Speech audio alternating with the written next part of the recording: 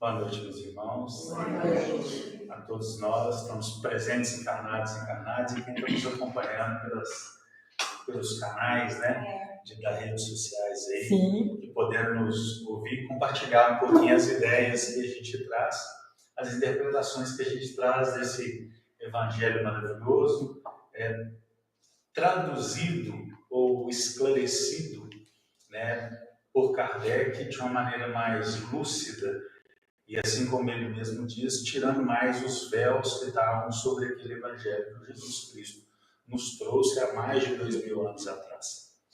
Que ele mesmo, o próprio Jesus, possa nos conduzir nessa reflexão com um tema, no mínimo, parecido materialista, né? Se a gente fala numa agenda, a gente lembra justamente dos nossos compromissos.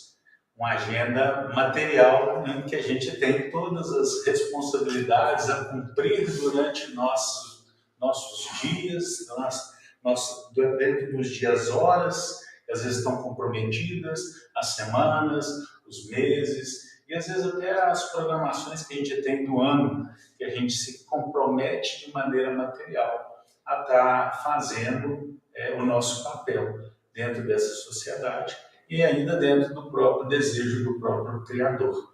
Que assim nós temos nossas missões a cumprir aqui enquanto encarnados, não é isso? Eu agradeço a casa por abrir as portas, né, para a minha fala pela primeira vez, apesar de que eu já conheço há um tempo alguns irmãos aqui, mas é uma alegria muito grande quando a gente é convidado a poder compartilhar um pouco daquilo que a gente estuda no dia a dia e a gente poder trazer isso para vocês e rever a casa. Não curiosamente, sabe, Fabíola? Eu tive que fazer uma agenda para poder estar aqui. Sim. E com 3 objetivos dessa agenda. Um objetivo familiar, que a família minha é da cidade, né? E os filhos hoje residem aqui e ainda vim para poder ficar pertinho para ver que está próximo do netinho também chegar, na verdade. Então a gente fica mais perto da nora para poder dar mais um pouquinho de segurança para ela. O objetivo profissional, que a cidade encontre-se sobre um encontro de um segmento de alimento, na qual eu faço o trabalho também lá em Caratinga, e agora com a agenda espiritual, casando esses 2 dias que aqui eu vou estar pertinho para poder fazer. Eu acho que não foi à toa que o nome veio a calhar, né? Uma agenda mínima para progredir. Esse tema foi, assim, eu fui tentar achar esse tema, fui tentar buscar dentro das obras de Kardec, dentro das obras subsidiárias, traduzidas por Chico, por meio de Emmanuel, por meio de Meimei, por meio de todos aqueles espíritos benfeitores, onde que tem uma agenda, algo mínimo que eu tenho que cumprir para me dar sequência no meu processo evolutivo. E eu tentei dar uma vasculhada nesse tema, pelo menos com esse nome, e assim, com o nome em si eu não consegui encontrar. Mas eu consegui encontrar, como uma coxa de retalhos, eu consegui encontrar pedaços desse retalho e juntei para me poder propor, no mínimo, uma agenda de um roteiro espiritual. Que isso? Já sei. Porque a bênção da televisão ela está dizendo, não, pode falar. Peraí. Faz parte do processo. Não vai ter gente. Uma agenda que seja, no mínimo, prática, simples e eficaz. Quando a gente fala na agenda, a gente pensa exatamente num calendário, não é isso? Quando eu falo para a gente, olha, vamos pensar numa agenda de compromisso, vem exatamente um calendário. E se eu não tivesse, por exemplo, na minha vida, esse calendário, e hoje ele até digital, eu estaria perdido em cumprir todos os compromissos que eu tenho. Porque ele me serve para me lembrar daquilo que eu estou fazendo compromisso, de tudo aquilo que eu faço compromisso, desde a minha parte espiritual, da minha parte profissional e da minha parte familiar. Nos 3 campos, se eu não tiver, eu não consigo estar em todos os lugares. Ao mesmo tempo, eu não vou estar. Mas no tempo exato, para me poder, naquele momento, estar integral fazendo isso. Entende o que é estar integral? Porque muitas das vezes a gente está no local só de corpo, mas a mente às vezes não está ali. Às vezes a mente está em outra situação. Por exemplo, se eu estivesse fazendo a prece, se não tivesse essa música maravilhosa de fundo, se não tivesse essa voz brilhante que tinha aqui, e fazendo essa oração, possivelmente minha mente estava pensando o que eu tinha para pagar amanhã, o que eu estava pensando, o que eu tenho que fazer amanhã. Eu estaria me antecipando a uma necessidade que eu tenho futura, mas não estaria fazendo nada por ela no futuro. Então a agenda, ela tem um grande propósito, que é nos organizar. Então, se ela tiver ordem, que me ajude a me manter organizado, ela me ajuda a cumprir todos os compromissos que eu faço. Porque fazer o bem também tem que ter compromisso, não tem? A gente assumir responsabilidades do bem, também a gente tem que ter isso em uma ordem, para poder fazer isso com o tempo, fazer isso de uma maneira mais comum, sem muitos esforços. Mas para isso, para a gente poder fazer uma agenda, para me propor uma agenda nesse formato, que não seja também algo muito complexo e que não seja algo difícil da gente poder cumprir, primeiro a gente tem que entender algumas premissas do próprio Espiritismo. Algumas coisinhas que a gente aprende no caminho dos estudos do Espiritismo que são importantes para a gente construir essa agenda. Tudo bem assim? Vamos pensar aqui comigo. Qual que é a condição mínima para que um espírito evolua? Primeira pergunta. Olha só, por que eu tenho que perguntar qual que é a condição mínima para que um espírito evolua? Porque não adianta eu não saber que recurso eu preciso para mim poder montar uma agenda, montar uma relação de compromisso. Então eu tenho que ter primeiro o quê? Qual é a condição mínima que eu preciso para isso? Primeira coisa, o livre-arbítrio tem que estar associado a essa condição. Alex, por que o livre-arbítrio? Porque o livre-arbítrio é a condição que foi nos dada para escolher. Escolher é tomar uma decisão. E esse livre-arbítrio só foi nos concedido por Deus, e a gente costuma dizer que Ele nos deu isso de presente, a partir do momento que nós tivermos, ou que nós tivemos condição de saber distinguir o que é bem e o que é mal. Quando eu sei saber o que é o bem e o que é o mal, aí Deus, agora você tem o livre-arbítrio para que você escolha que caminho você vai seguir. Então, a primeira condição é eu saber se eu sei o que é o bem e o mal. Se eu estou hoje aqui encarnado no mundo de prova e criação, significa que eu já tenho o livre-arbítrio, já sei distinguir o que é o bem e o mal e tenho condição de seguir o caminho que é o do bem. Tá certo? Então, essa é a primeira condição que a gente tem. Tá certo? E a outra? A vontade de melhorar moralmente. Essa talvez seja um pouquinho mais complexa, mas ela não é tão complexa quanto parece. Porque se eu sei distinguir o que é bem e o que é o mal, a melhoria moral ela vai vir em consequência daquilo que eu escolhi do caminho do bem. Então, a premissa para a gente ter uma agenda. Primeiro, eu ter consciência do livre-arbítrio de escolher o bem e o mal. Segundo, ter vontade de crescer moralmente. Essas duas premissas, elas são importantíssimas para que a gente possa seguir nesse raciocínio. Outra ideia, que ela não é nova para a gente. No Espiritismo, essa ideia não é nova. Nós somos seres imortais, mas não materialmente. Nós somos espíritos imortais. Ou seja, o que se perde, o que perece, é somente o corpo material. O corpo espiritual, ele não perece. Está claro isso? Todo mundo já entende isso e sabe que a gente somos seres de uma soma de encarnações que a gente teve aqui. Se uma soma de encarnações, a gente pode concluir que cada encarnação tem também o seu objetivo um objetivo de ser melhor. E hoje nós somos melhor que todas as outras encarnações que a gente já teve. Bom, partindo disso, a gente vai entender que somos espíritos. Olha só, partindo do que é a condição necessária que a gente tem que ter para poder montar um calendário ou uma agenda mínima.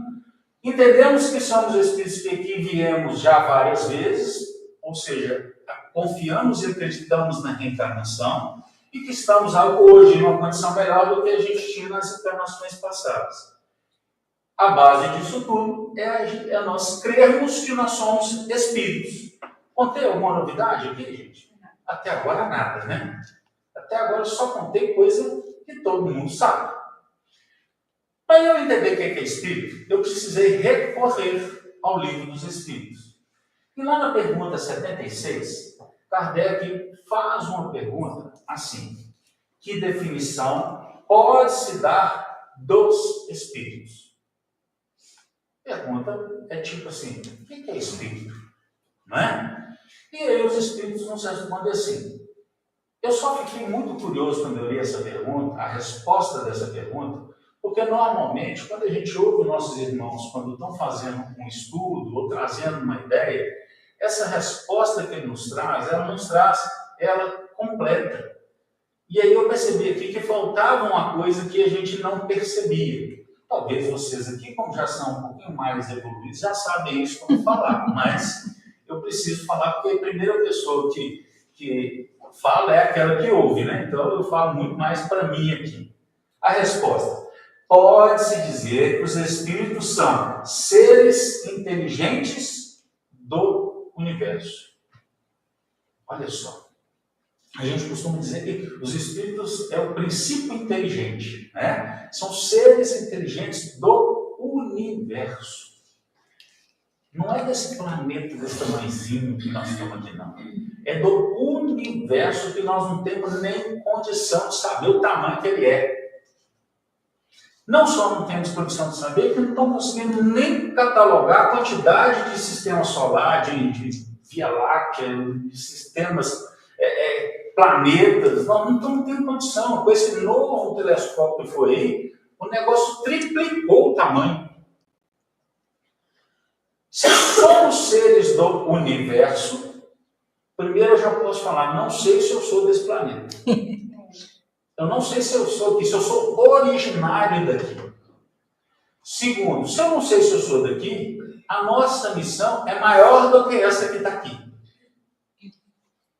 Porque Deus conta com o nosso esforço para nos unirmos em um propósito divino. Só que é o seguinte, a resposta não finda aqui. Ela continua assim: fora do mundo material. Então, isso que nós estamos falando aqui, essa agenda, ela tem que contemplar objetivos fora do mundo material. Faz sentido isso para vocês aqui agora? E às vezes a gente fica pensando o que nós estamos fazendo aqui no mundo material. Às vezes eu fico vivendo como se fosse uma única vida nesse mundo material. E ele nos fala, como definição do Espírito, que nós somos seres do universo fora do mundo material. Eu já comecei a pensar, se só aqui nesse planeta nós temos aí cerca de só desencarnado 3 vezes mais do que tem encarnado, eu quero imaginar quanto que tem em outro planeta, em outro sistema solar, em outra condição planetária. Se não existe o vácuo puro, quanto que tem de espírito ainda que está aí e Deus continua criando?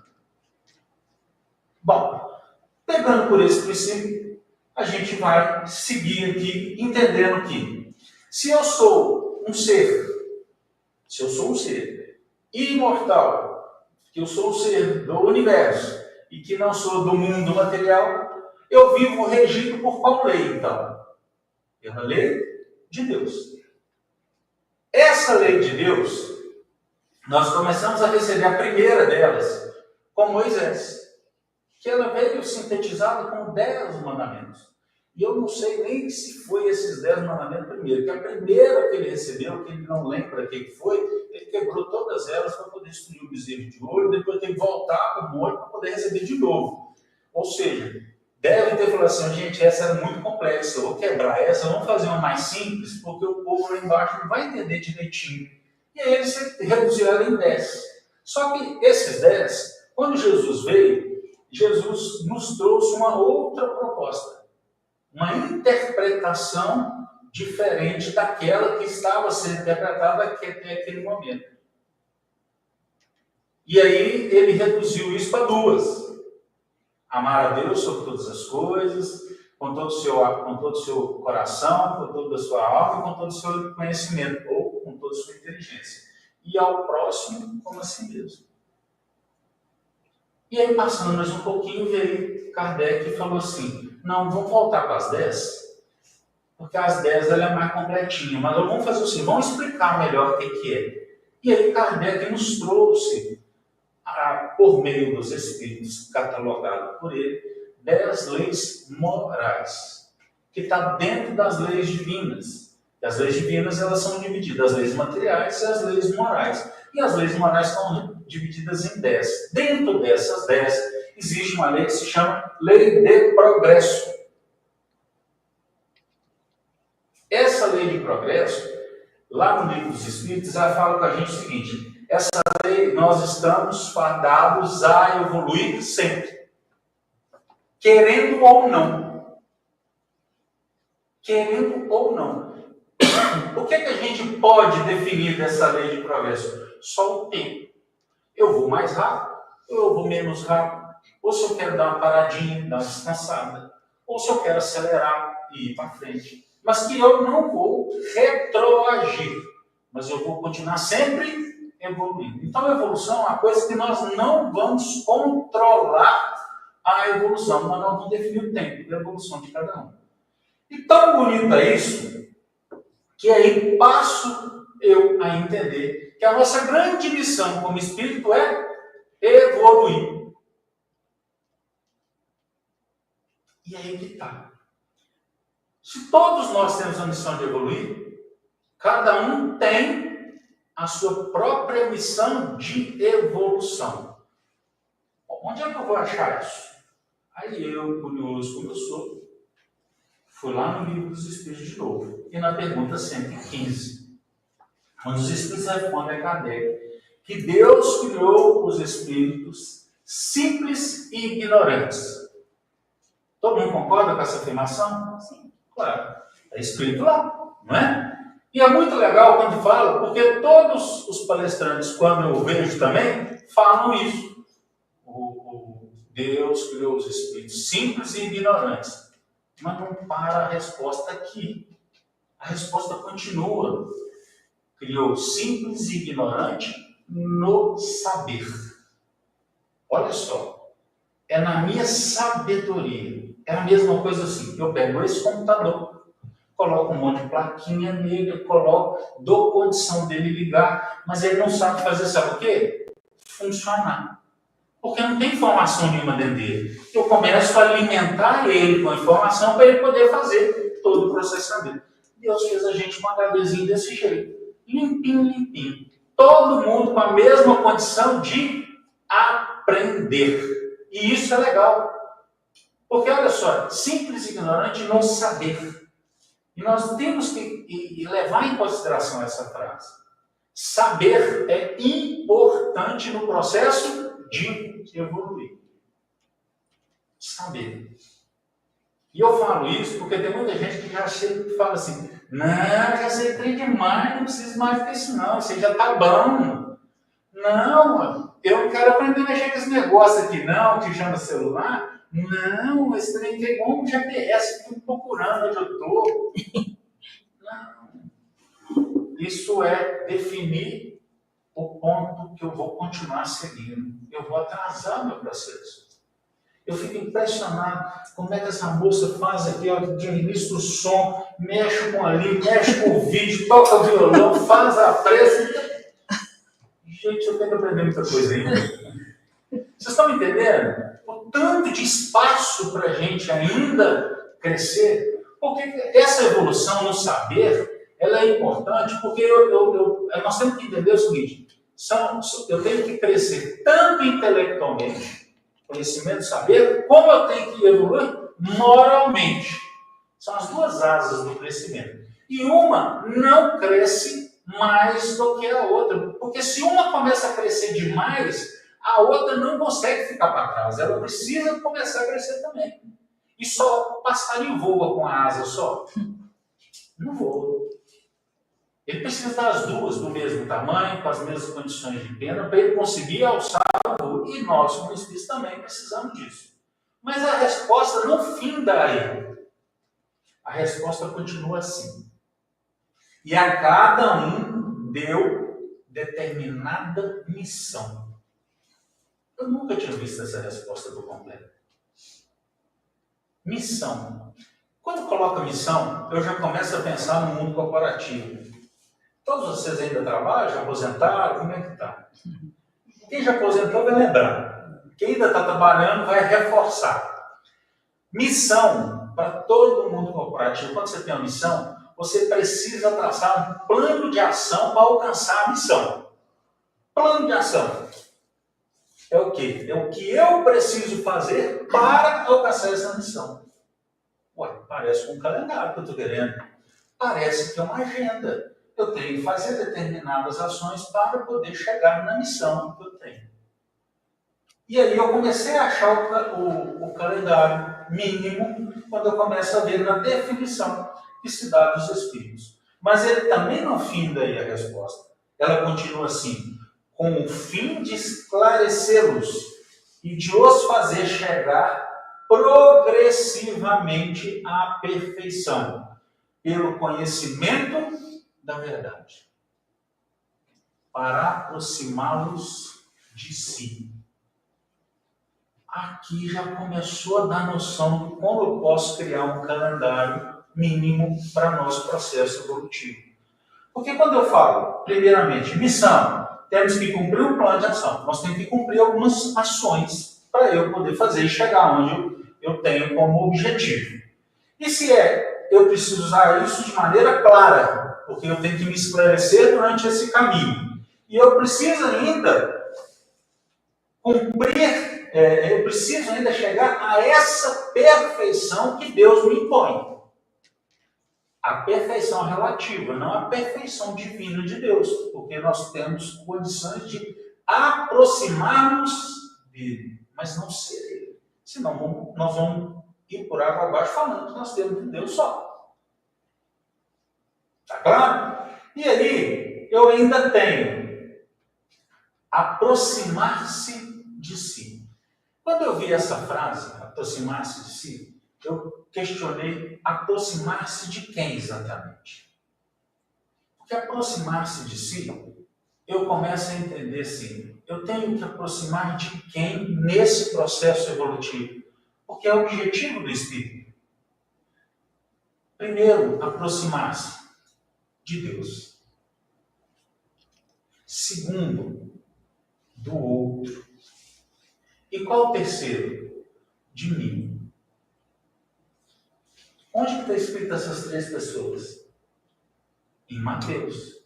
Quando Jesus é perguntado qual é o maior mandamento. E ele fala, amar a Deus sobre todas as coisas, com todo o seu conhecimento, com todo o seu coração e toda a sua alma. E o segundo, não menos importante, amar ao próximo como a si mesmo.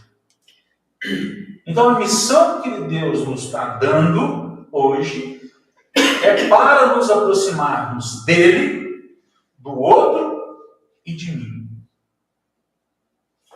Começa a ficar fácil montar agora uma agenda. Começa a dar uma luz aqui para a gente montar a agenda. E com base nessa resposta, eu vou propor um roteiro para essa agenda, para a gente montar. Eu vou trazê-la aqui. Quem quiser tirar uma fotinha dela no final, pode tirar. Quem quiser deixar aqui, se colocar aí na rede social, pode deixar também, tá? Pode deixar porque ela não é minha. Ela é uma proposta Tá? E essa proposta é uma proposta mínima da mínima que a gente pode fazer, e vocês vão ver que ela é extremamente praticável e é simples de ser feita. Ela só cumpre 6 passos, 6 pontinhos. 6 é muita coisa, gente? É uma mão cheia e um dedinho da outra. É pouca coisa. Vocês conseguem fazer 10 coisas ao mesmo tempo. Mulher faz até mais. Mas 6 coisas eu acho que dá para a gente fazer. Qual que é a primeira? Levando em consideração essa definição do espírito. Bom, a primeira é a mais fácil, tá? Que é o autoconhecimento diário. É eu me conhecer. E mais do que eu me conhecer, é eu me reconhecer. Sem medo de exposição, sem medo de alguém mostrar fragilidade, porque nós fomos todos criados para não mostrar as nossas fraquezas. Vocês repararam? Repara o que os pais da gente falavam quando a gente brigava na rua. Não traz problema para casa não, senão você vai apanhar aqui dentro também.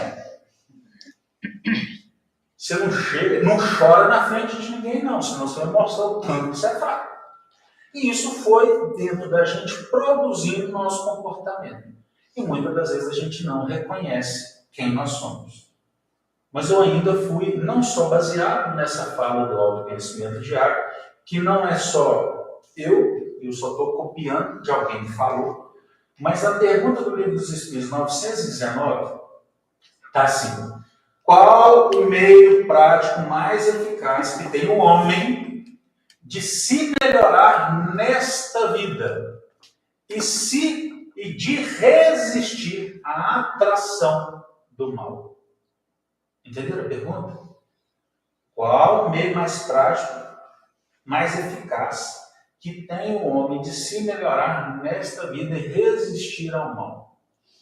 A resposta é assim: um sábio da antiguidade vou-lo disse: conhece-te a ti mesmo. Essa referência é a Sócrates e Platão, que foram precursores do pensamento filosófico, que veio preparar a nossa mente, o formato de raciocínio, de pensamento, para a chegada das leis divinas. E aí, vai lá atrás falar sobre isso. Quem menciona sobre Sócrates e Platão? Santo Agostinho, no Evangelho segundo o Espiritismo, que fala assim: antes de você deitar, reflita sobre aquilo que você fez naquele dia e veja o que você pode fazer melhor no dia seguinte. Então eu não posso deixar de usar o mesmo termo, de fazer a reflexão. Porque se eu não sei como eu sou, como é que eu sei o que eu preciso fazer? Se eu não auto me reconheço, como eu posso fazer melhor amanhã aquilo que eu não fui competente para fazer hoje? Então, com esse raciocínio, a gente entende que esse é o primeira ação da minha agenda. 10 minutos do dia da gente é muita coisa? Não, uma piscadinha de olho. Dá para fazer isso na hora que a gente for dormir? Gente, essa pergunta é mais difícil do que a primeira, tá? Dá para a gente fazer isso antes da gente dormir? Porque quando começam uma prece, e no meio da prece já não sabe nem onde parou, já só vai acordar no outro dia. Entende o que é isso? A gente tem que, até para fazer o repouso, devemos ir com um propósito nesse repouso. Uma reflexão, o que nós fizemos, o que nós poderíamos ter feito e não fizemos. O que eu posso fazer melhor ainda amanhã? Fazer essa avaliação diária das nossas atitudes, intenções e pensamentos. Aqui eu compliquei o negócio um pouquinho. Porque eu, primeiramente, é fazer uma avaliação daquilo que nós fizemos. Só que aqui agora eu precisei colocar um pouco mais a intenção e o pensamento. Porque são vibrações. Eu posso até não ter feito, mas se eu pensei em fazer alguma coisa que não vem de encontro ao ensinamento de amor, é a mesma coisa de ter feito. Por isso que a gente tem que se reconhecer. E reconhecer sem culpa, aqui tem um detalhezinho sutil. Excessivamente. Não é para nos culpar excessivamente, é para reconhecer a responsabilidade daquilo que foi feito. E desejar de maneira sincera corrigir isso aí. Olha só, desejar de maneira sincera. Como que tem que ser a nossa oração? De maneira sincera. A gente só é ouvido quando a gente faz de maneira sincera. Então, prática dessa ação. Breve exame de consciência antes de dormir. Não vão cambaleando para dormir. Vai antes. Para um pouquinho. Reflete 10 minutinhos como é que foi. Consciência. Mas eu pensei nisso. Eu não podia ter pensado assim. Eu tive essa intenção não está ajustada ao Evangelho do amor de Jesus. E aí, como é que pensa? Como é que eu deveria ter feito? Veja fazendo da maneira como tem que ser feita. Mentalize isso dessa forma. E aí, vai fazer a segunda ação, que é a oração com sentimento.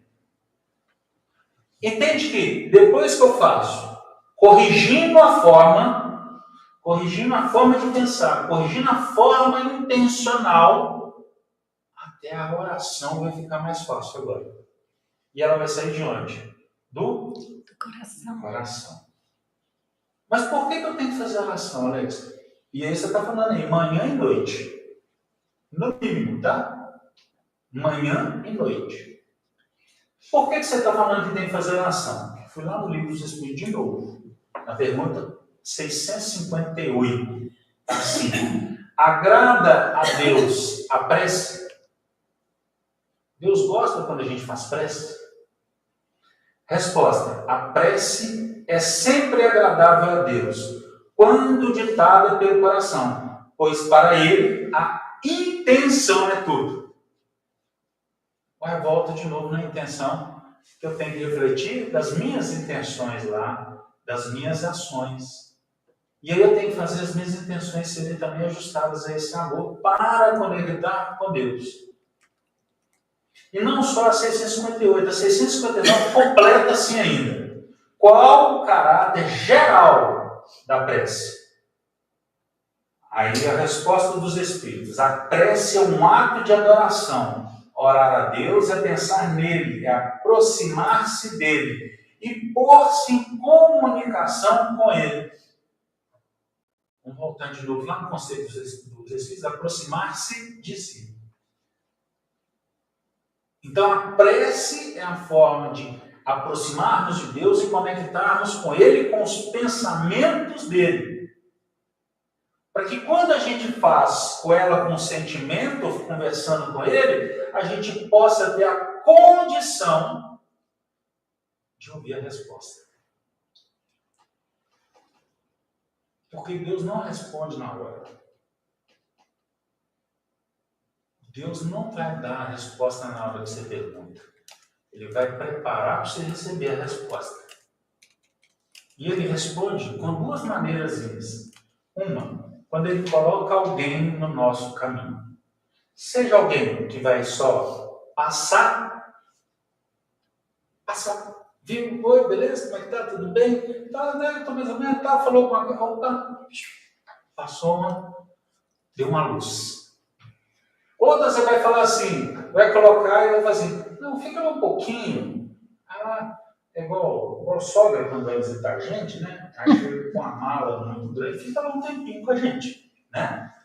Por isso que eu não moro tão perto para que não vá todo dia. E não moro tão longe para não ir com muita mala. Tem que ter a distância certa, não é assim? Brincadeira que eu gosto demais da minha sogra. Minha sogra, comigo, ela é fantástica. Mas olha só, tem gente que passa pouquinho tempo, mas deixa uma mensagem, um aprendizado para a gente. Tem outras que passam um tempo maior, ficam alguns anos. Tem outras que vão uma vida com a gente. E essas pessoas é Deus colocando para responder àqueles questionamentos que a gente tem. Segunda forma que Deus responde para a gente são as circunstâncias que acontecem com a gente. são os fatos, são os eventos que acontecem, que estão ali para a gente aprender e para a gente aprimorar, para a gente evoluir, porque a gente precisa aprender a lidar com essas situações emocionais para lapidar o espírito, para sermos instrumentos dele para outros. Porque nós não nascemos para nós nascemos para o outro. Não é amar o outro como eu me amo. Então nós nascemos para o outro. Bom, não findando, não satisfeito, Kardec ainda continua fazendo a pergunta. E a 660 é assim: a prece torna melhor o homem?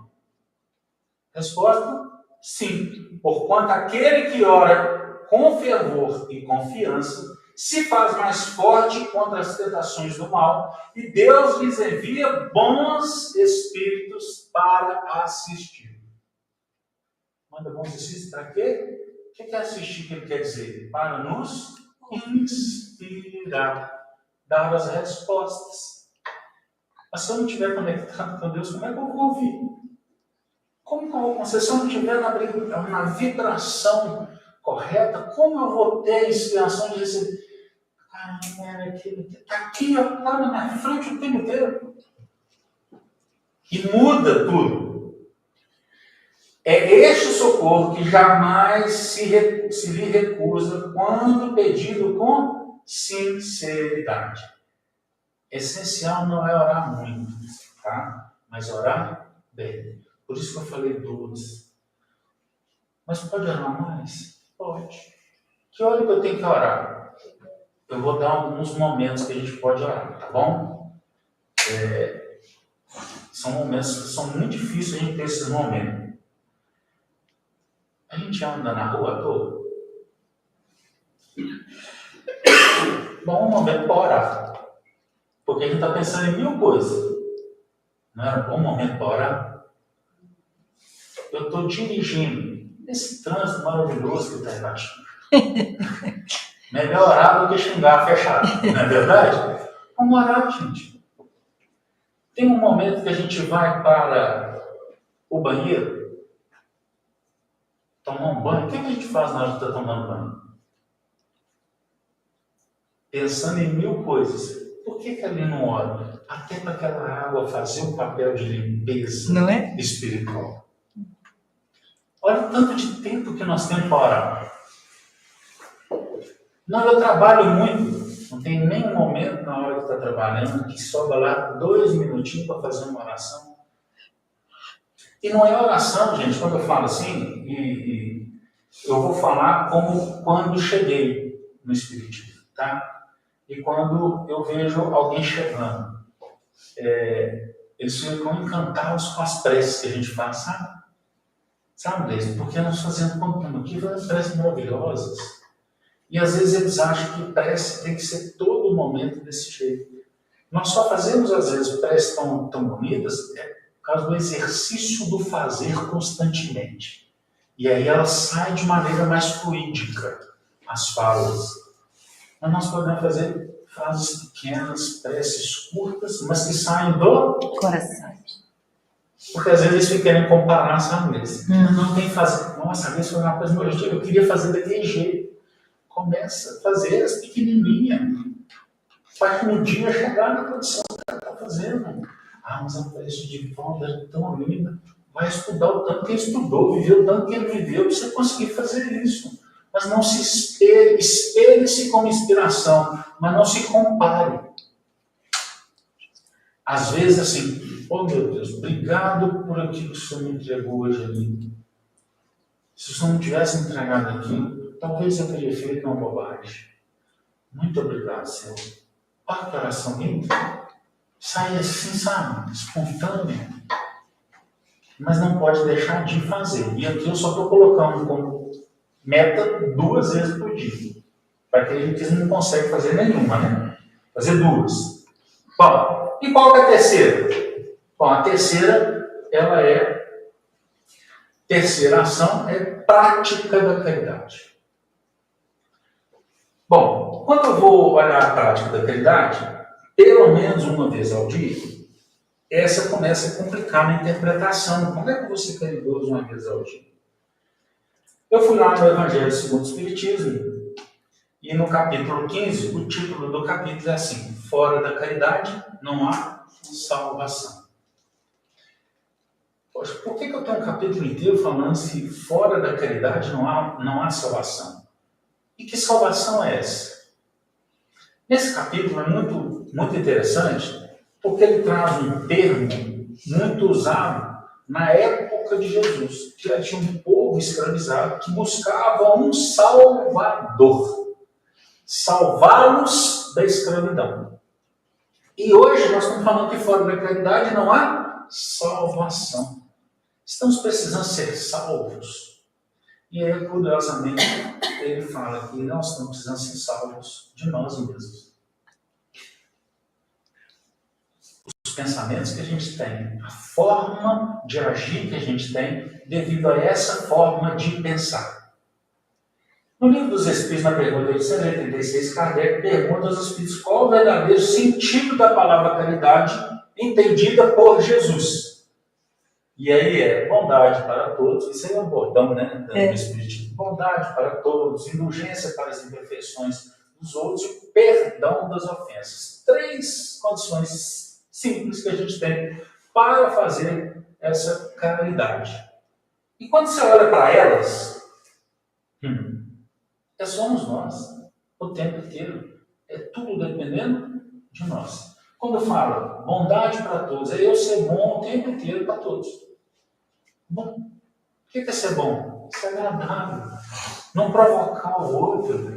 Não esquisinhar ele para que ele perca a paciência. Eu ser bom é isso. E o que é ser indulgente quanto às imperfeições dos outros? É eu não ser intolerante com o outro, errar pela forma que eu penso. Ou ele errar pela verdade de Cristo.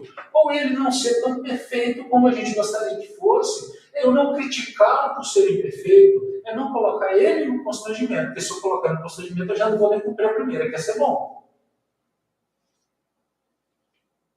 E o último, quando eu for ofendido, eu não esbravejar. Isso é o quê? Perdoar. Eu gosto muito do Leandro Carnal quando ele fala sobre perdoar. Ele usa assim uma história muito interessante, que é assim: se ele falou uma coisa de mim, ou eu sou aquilo realmente, e se eu sou, eu tenho que aceitar, não posso brigar. Ou ele está falando isso porque não me conhece. Se ele não me conhece, eu vou ter que deixar ele assim e mostrar quem eu sou. E não ter raiva dele. Isso é perdoar.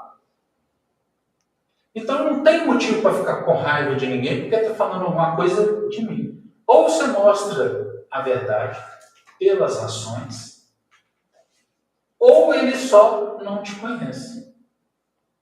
Então que motivo eu tenho para ficar chateado? E ele usa o termo assim: ele é careca igual eu. E ele fala assim, passa na rua e chama: ô careca. Olha, eu vou olhar no espelho para ver se eu sou. Primeiro eu sou careca? Sou, então ele só me reconheceu. Pronto. Tem motivo para ficar com raiva? Nenhuma. Tem motivo para ficar ofendido? Nenhum. Compreende? É simples. E aí se ele fala assim, xinga daquelas, né? Falando que a mãe é trabalhadora de uma profissão difícil, né? Bom, ou ele conhece minha mãe, ou ele está enganado, porque ele está vendo. Né? Porque na hora que eu olho a foto da minha mãe tem uma carinha sofrida. Não é de vida fácil. Então, olha a sutileza das coisas para a gente poder exercer essa caridade. Mas olha só, a caridade, eu posso exercer ela onde? Só na casa espírita? Todo lugar. Pode ser no trabalho? Deve. Pode ser com o vizinho? Também. No lugar mais difícil que é ser caridoso, eu vou falar um negócio que talvez não seja amigo de vocês, mas é na família. Vocês já viram como é que é difícil ser caridoso na família? Tem um cunhado danado que não deixa a gente ficar tranquilo. Tem uma sogra, um sogro, um irmão, uma irmã, seja quem for. E o primeiro lugar que a gente está para aprender essa caridade é dentro da nossa família. E é o lugar mais difícil da gente ser. Quantos ficam sem conversar porque um fez alguma coisa que o outro não gostou? Por isso que a caridade, pelo menos uma vez ao dia. Então, pequenos atos de bondade, paciência e ajuda concreta. O que é paciência, gente? Ciência da paz. É eu ter meu tempo para ouvir o que o outro quer dizer. Paciência. Gesto simples: escutar, perdoar, doar, orientar, ajudar, sorrir, acolher e evitar julgamento. Ok. Caridade é fácil demais, não é?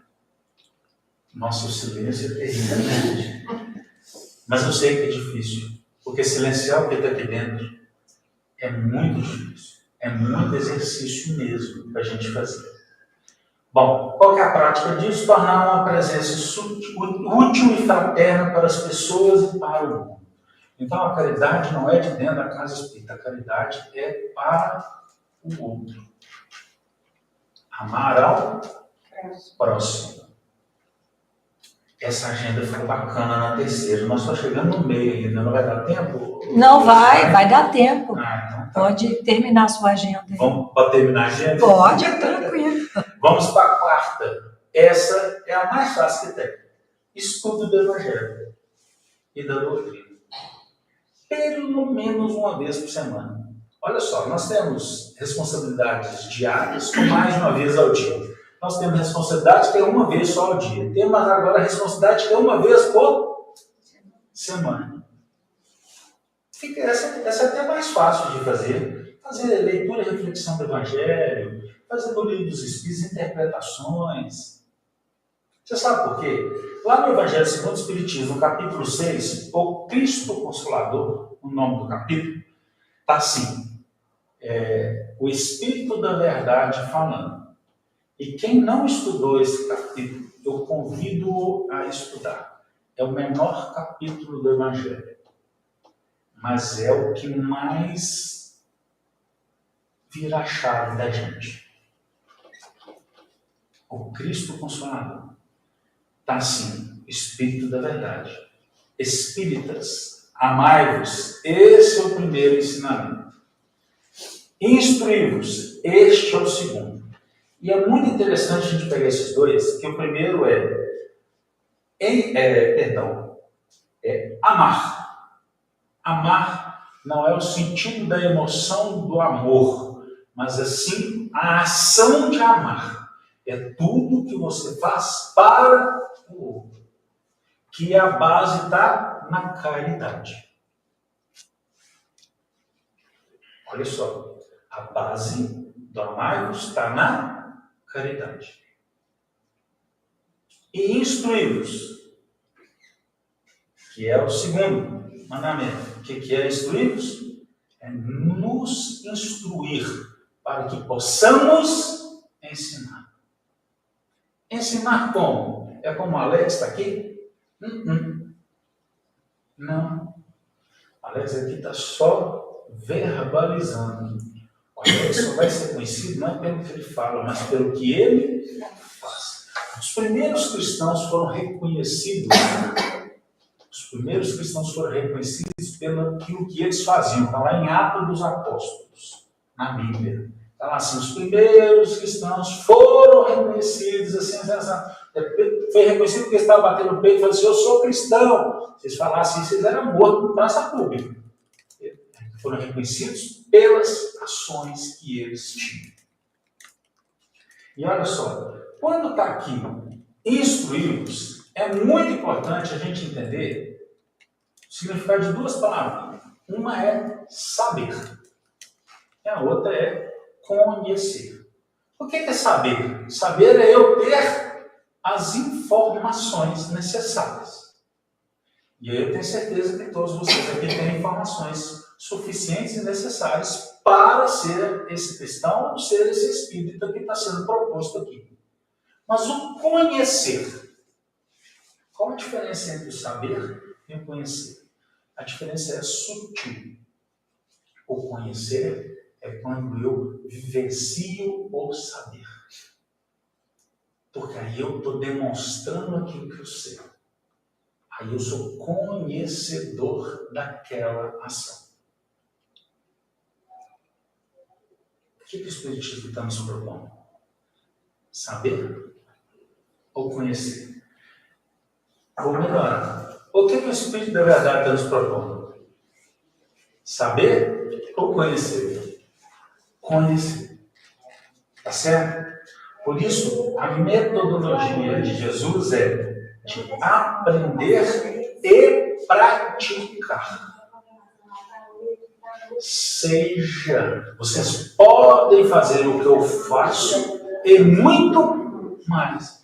Fazer o tempo inteiro, ele está falando para a gente fazer.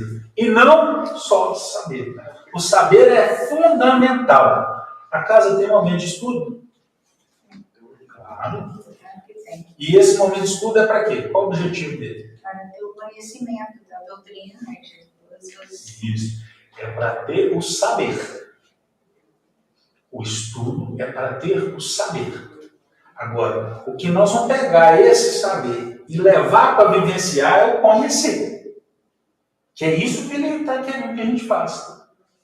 Eu não posso ser o espírita do saber. Ele quer o espírita do conhecer. Vocês já viram que aquele que ensina melhor é aquele que sabe? Aquele que conhece, na verdade? Não é o que sabe. Porque o que sabe muitas vezes fala assim, faça o que eu falo, mas não faça. Você estava no estudo aqui ontem? Hein? Você estava no nosso estudo doutrinário aqui Ontem foi assim? Nós falamos disso. Entende? Essa frase é velhinha, mas tão atual do mesmo jeito. Muito atual. Essa metodologia a gente tem que fazer. Qual que é a prática? E o estudo pode ser feito como? Em grupo ou individual. E com regularidade. Você quer ver um momento que eu estudo? Só para sugerir para vocês, tá, gente? Esse é um momento maravilhoso. Toda vez que eu estou no banheiro, eu estou estudando. Seja na hora daquela leitura dinâmica, ou seja na hora do banho. O celular está lá, eu estou ouvindo alguém que está falando. De preferência, eu estou ouvindo todo o estudo que eu vou dar no próximo palestra. Eu vou ver vários palestrantes ao mesmo tempo. Para que eu forme uma opinião. E eu formando aquela opinião, saber, eu ainda tento praticar. Para eu poder vir aqui e falar com a propriedade que precisa. Não faço tudo que eu falo também não, mas tento fazer para mim poder vivenciar isso. Está no caminho. Estou fazendo o caminho. O caminho começa com o primeiro passo. Nunca é com a corrida. É com o primeiro passo que começa. Compreende isso? E isso eu fiz como propósito da minha agenda há um tempo atrás, lá no GEF. Lá no GEF que eu fiz esse propósito. Eu sou eu posso contar que é meu mesmo, né? Eu conheci o Espiritismo no GEC, no Grupo Espírita Caridade, lá no Ipanema. Eu tinha aproximadamente 14 anos. Era eu e o meu irmão querido do coração, Everaldo, filho do tio Luísio, lá da Ipanema, que a gente montava as cestas básicas para atendimento das mãezinhas. Debaixo de um conduzinho pequenininho, com a laje dessa altura aqui assim, com a telha de amianto dessa altura aqui, um calor danado, nós fazíamos aquele trabalho rindo, uma satisfação danada. Cada um com a mesma idade, 14, 15 anos, a gente estava ali. Ali eu conheci o Espiritismo. Como filho pródigo, também foi para o mundo e a consciência me cobrou a volta. Lógico, tá, gente? Quando eu falo consciência, não é eu que me cobrei, não. É os espíritos que me cobraram a volta. E aí, só que eu tinha ido para o mundo e tive a facilidade de aprender a falar em público, assim. Dei muito treinamento, dei muita palestra. Hoje ainda faço isso. E eu falei assim, eu tenho que usar isso que eu aprendi de alguma forma para poder vivenciar esse evangelho. Vivenciar esse Cristo. E desde quando eu voltei para a casa que me acolheu, foi o Jeff lá naquela época. E aí eu não parei mais. E ainda estou aqui, porque eu já estou na minha moratória. porque era para mim ter ido no Covid. Era para mim ter ido. 15 dias internado, UTI severo, e eu ainda voltei, porque eu tenho muita coisa para fazer, que é da minha responsabilidade. Então, estou aqui, por amor àquilo que eu gosto, adoro fazer isso aqui, adoro estudar, achar essas linhas que ficam escondidas dentro desse maneado do livro, para poder trazer isso aqui para todos. E aí, a gente juntos seguir esse caminho. Quinta ação, tá? Trabalho no bem. Esse é regular e conforme a possibilidade de cada um. Mas aqui está meio provocativo colocar a possibilidade, que parece assim, fazer quando der, quando sobrar tempo, tá? Mas, bem, eu vou contar o que Mateus, no Evangelho de Mateus, capítulo 16, versículo 27, o que Jesus disse. A cada um segundo as suas obras. Bom, se for segundo a possibilidade, também Jesus vai retribuir segundo a possibilidade que você entregou para ele também. E aí a gente tem que fazer reflexão. A casa, às vezes, não tem uma ação social mais evidente, ou está em processo de construção, que não seja aqui, vai para outra, faz em outro lugar, faça qualquer coisa, faça o seu trabalho social, faça o seu trabalho de ajuda o outro, de ajudar o outro. A gente não precisa dar mais justificativas para não fazer. E isso é muito importante, porque quando, no meio cooperativo, a gente, quando vai cobrar alguma coisa, a primeira coisa que eles dão é um monte de desculpa para não fazer. E nós também estamos habituados a fazer isso no dia a dia. O que a gente tem que ter aqui é só constância no fazer. Não pode ser um negócio esporádico. Esporádico não cria o hábito. A gente só cria hábito com frequência. Por que nós estamos falando de uma agenda regular? É para criar frequência. Para que a gente não pare, não estabilize ou não se perca no pensamento material. Porque nós somos seres espirituais, somos espíritos. Por isso, não menos importante que o quinto, vem o último, que é o sexto, que é reparar os erros e esforçar-se para melhorar de maneira contínua. Não adianta fazer o primeiro, segundo, terceiro e o quarto, se aqui a gente não tiver a decisão, vontade de fazer a correção. No livro Céu e Inferno, no Código Penal da Vida Futura, ele nos orienta o seguinte: o arrependimento é o primeiro passo para a regeneração.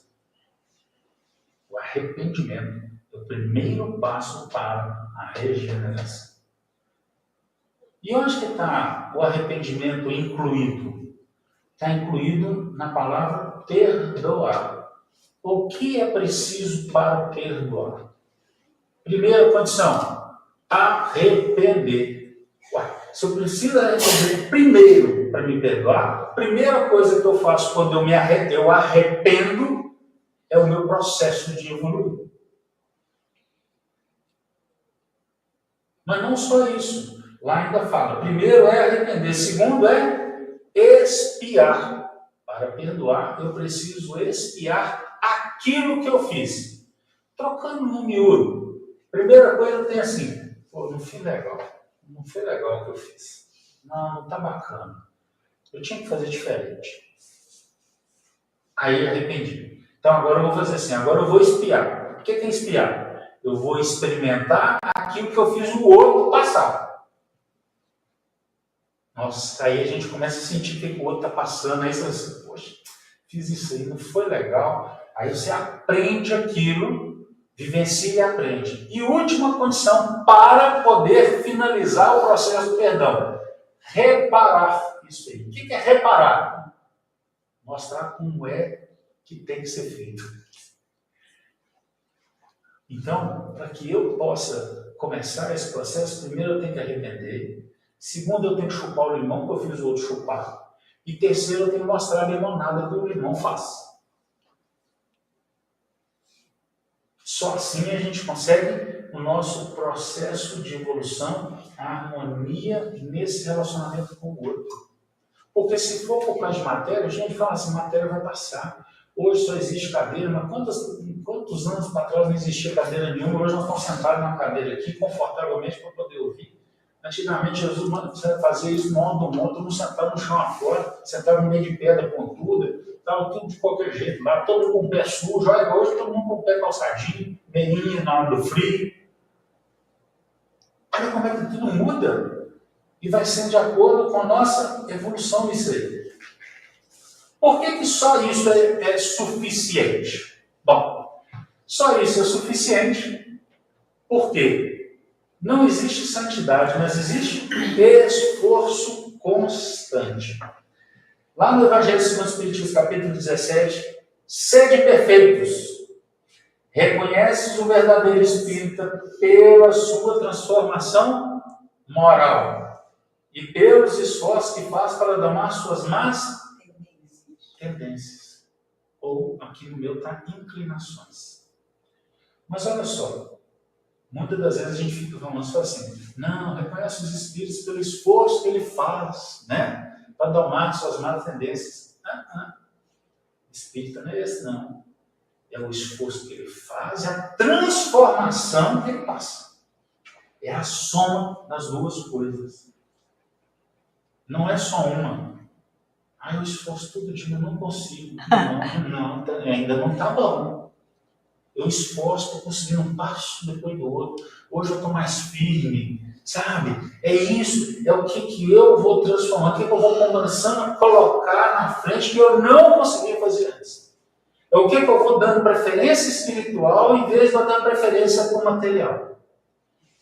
É eu mudando esse cenário. Jesus exemplificou esse caminho em ação simples, coerente com o amor. É um roteiro para todos, sem distinção de cultura, condição ou crença. Qualquer um pode fazer esses 6. E aí, eu fiz um resuminho disso numa tela só, para ficar bonitinho. Olha só como é que ficou. Poxa.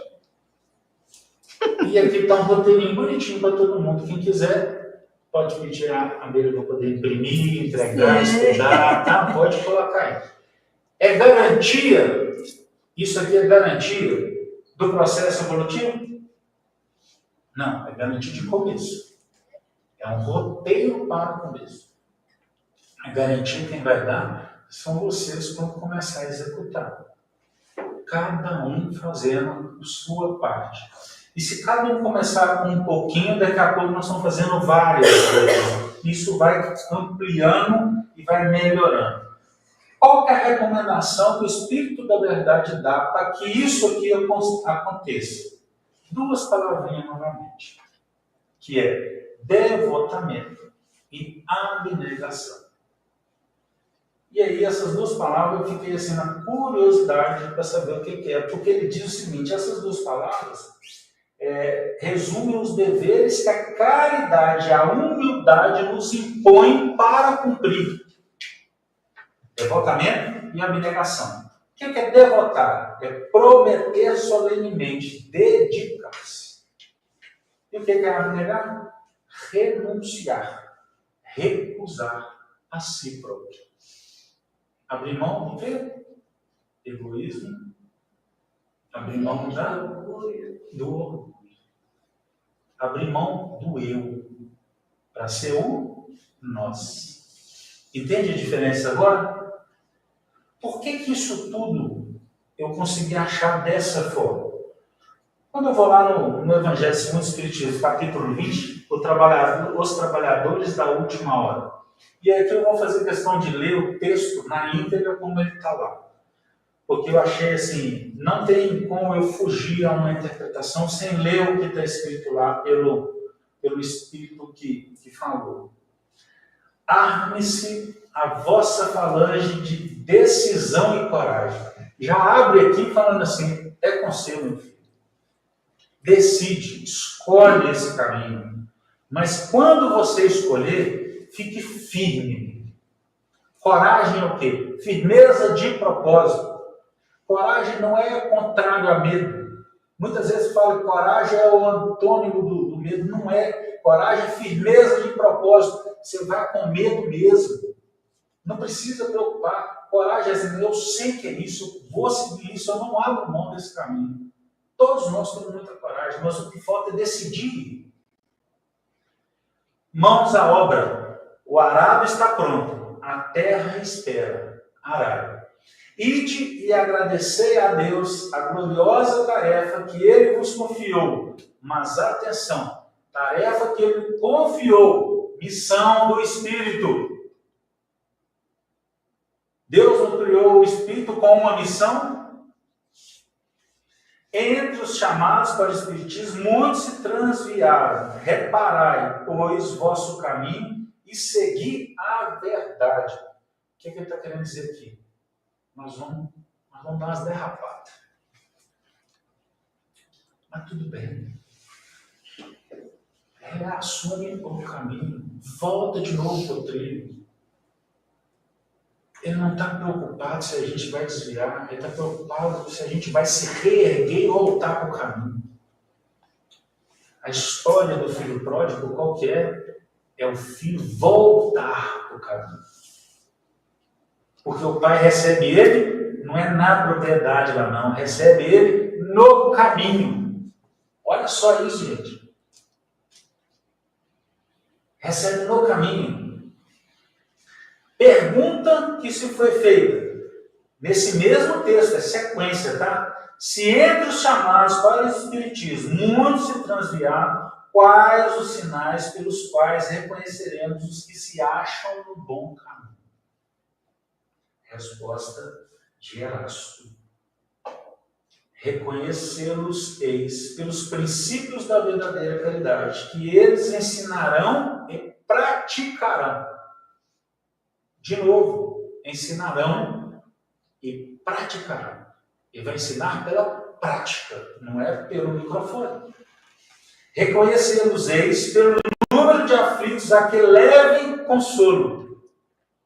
Qual o nome disso? Caridade. Reconhecê-los-ei pelo amor ao próximo, pela sua abnegação, pelo seu desinteresse pessoal. Reconhecê-los-eis finalmente pelo triunfo de seus princípios, porque Deus quer o triunfo de sua lei.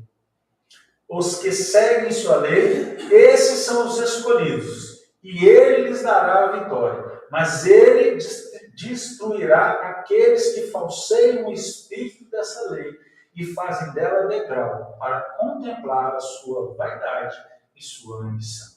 E aí entenda-se que destruir é colocar-nos na situação para voltarmos para o caminho.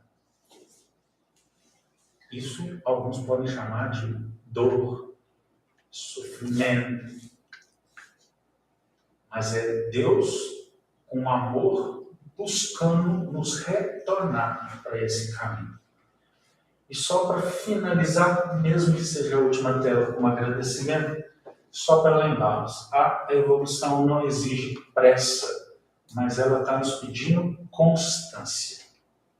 Não é para ninguém correr, é para a gente fazer com frequência.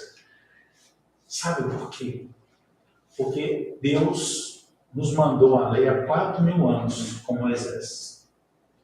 Jesus Cristo veio e fez cumprir essa lei 2025 anos atrás. O Espiritismo vem há 168 anos tirar o véu que faltava, que Jesus não podia nos entregar. Porque a gente não tinha capacidade ainda de interpretar. Então, saber, nós já sabemos. Nós estamos precisando agora conhecer, mostrar aquilo que a gente sabe fazendo. Porque essa agenda ela é mínima, é só o comecinho, realista, mas poderoso, para a gente poder fazer o que o Jesus mesmo nos pediu. Estamos sendo convidados a praticar, gente, não mais a saber.